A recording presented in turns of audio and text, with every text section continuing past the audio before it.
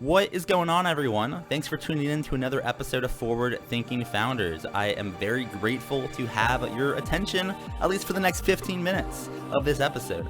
Forward Thinking Founders is a podcast where I interview pre-seed and seed stage founders about their products, what they want to build into the world, and why. We dive into how they spend their time, what's their vision, what's the origin stories, all these things, so you can learn all about what's coming tomorrow. Because these companies haven't hit critical scale yet. Most of them haven't hit product market fit. These are just early stage companies, and the big question is, what can this be? And in this podcast, we bring that out. So with that, I really hope you enjoy your time listening to today's episode. And I've already done 200 plus, so if you like this one, listen to some of the other ones, like with Meddy Daryadel, Austin Allred, Leah Culver. We have great interviews, so check it out, enjoy the repository, and for now, let's get into today's episode. Here we go.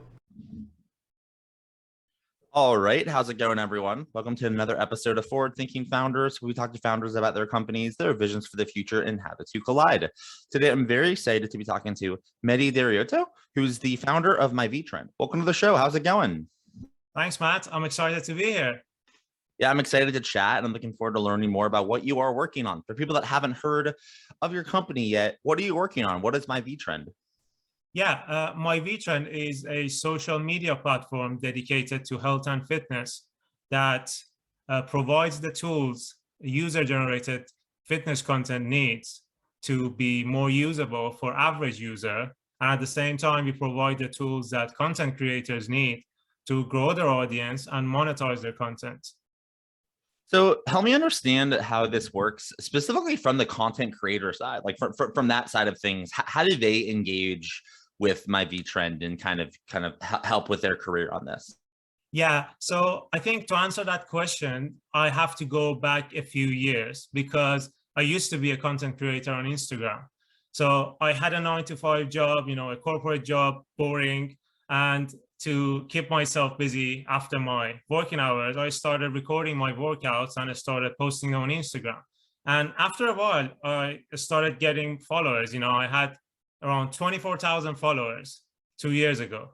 And then what I noticed was it was really difficult to monetize the time I'm putting into producing the content.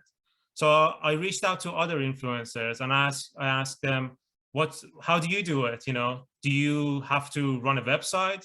Do you work with brands? How do you find the brands? And I realized everybody's struggling, especially micro influencers in my position. Then I reached out to my followers and asked them, how is the content I'm posting? Would you be paying for it? And I realized the majority are not even using the content I'm posting because it's not personalized to their needs. So I thought there is a gap between what we produce and the time we put in and what actually users can take advantage of and make something out of it. Then I started looking for alternatives to Instagram and YouTube. I looked for other social platforms. I found a social platform for wine drinking, Vivino, and multiple platforms for gaming, but there was nothing out there for influencers.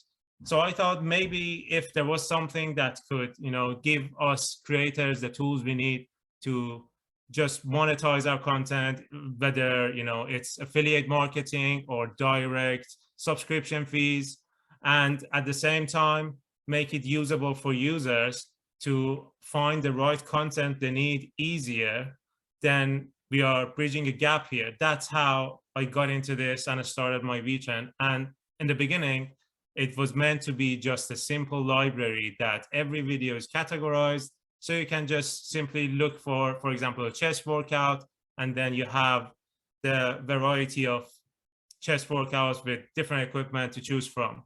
And then it evolved into this platform that everyone can upload their content. The difference with other platforms is that when you're uploading a workout video, you have to categorize it based on the target muscle, based on the equipment you use, and the type of activity. So each video will have 3 identifiers, which makes it super easy for content seekers to find the right content. And so basically, this is how it started. And to answer your question, about the creator side, our goal is to be a one-stop marketplace for health and fitness and give creators the tools they need to run a subscription plan, to just sell their workout plans or diet plans, hold live workouts, whatever they need. They should have the flexibility to monetize that type of content they're producing. And as you've kind of gotten started and, on this journey, building this out, I'm curious, what have been some lessons that you've learned along the way about, creating a product, going to market, potentially raising money? What have you learned so far? Yeah. So as a founder, when you start, you are very optimistic. If you're not optimistic, you're not going to make it at the start, because it is going to be really difficult and you have no idea how difficult it's going to be. So that's the first thing. First few months, I realized I'm very optimistic, but if I'm not optimistic, I cannot make progress. So that's the first thing I learned. And when we worked a bit more on the product, and I realized that I need to raise money, again, I was optimistic. I thought if I have a great product with good traction, user base, I can raise money easily. So I focused 100% on my product and didn't spend much time on, making connections with potential investors in the future, to, have the chance to be introduced to other people. So if I go back, I would have spent more time on that side rather than just focusing 100% on the product itself, because, it's extremely difficult to be an outsider. And then all of a sudden you want to raise money. You want to ask someone, cold email them and ask for their money. So that's the biggest lesson that I've learned. And I've probably learned it the hard way, because I've never run a startup before. This is my first time doing it. And, if I go back, this is the only thing I would do differently.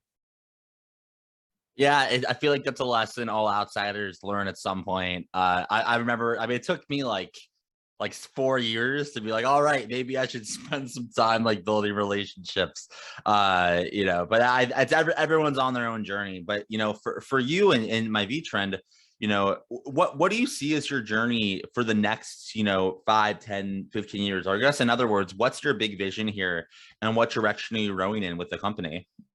Yeah, so that's kind of a deeper question in a personal level, because, we have only a limited time on this planet, and we turn into stardust again, in millions of years. So I have maybe time for doing another like 2 or 3 big projects in my life. And that's why I'm picking the projects that can that can have a positive impact on people around me, to people I know and people I don't know. And in myViTrend, my vision is to make it accessible, make it easier for people to start the fitness journey, become healthier, stay motivated, and eventually become more productive. And this is my vision to, be on every smartphone in the next 5 to 10 years. Everybody who is working out or who wants to work out, they have the tools they need, whether they want to pay for it, if they cannot afford to pay for it, because I'm coming from a third world country. I'm originally from Iran, and I know how difficult it is to have access. And as it happens in this access economy at this point in time, I know a little bit about fitness, and I have been in a position to start a company to make this happen. And this is my vision, to make it easier for people, from third world countries, from developing countries, to have the tools they need to just make a start, be healthier, eventually be happier, and reduce human suffering. And in order to make this happen, you'll need some help, right? It takes a village to make a startup work and scale. So my question for you is, how can the forward-thinking founders community help? Are you hiring, raising money, looking for users, creators? How can we assist? Yeah, so at this point in time, we are raising our pre-seed. We've been bootstrapping so far. We have not raised anything. And now it's the right time for us to raise. And as I mentioned, I don't have any connections in the UK, especially in the US, none. And I'm totally an outsider. So, if you or anyone who's listening can make any introductions to angels who invest in the social space, in the health and fitness space, that would really help us to take myViTrend a step further and make it, more accessible for people to get into fitness, be happier and healthier. And if someone's listening to this, in any of those geos and they want to reach out, they want to learn more, where can they find you online? Do you have a website, social media, email address, anything like that? Yeah, so they can find us on every Apple Store, myViTrend. They can find us on our website, myvitrend.com. We are also on Instagram. We have around 70,000 followers on Instagram. The handle is myViTrend, and they can find us on every platform. We have the handle myViTrend everywhere, and my personal email also is md@myvitrend.com. So feel free to reach out to me if you have any questions, if you have any suggestions. Cool. Well, thank you so much for coming on to the podcast. I appreciate you sharing your story and your vision, and best of luck building this out. Thanks a lot, Matt. Appreciate it.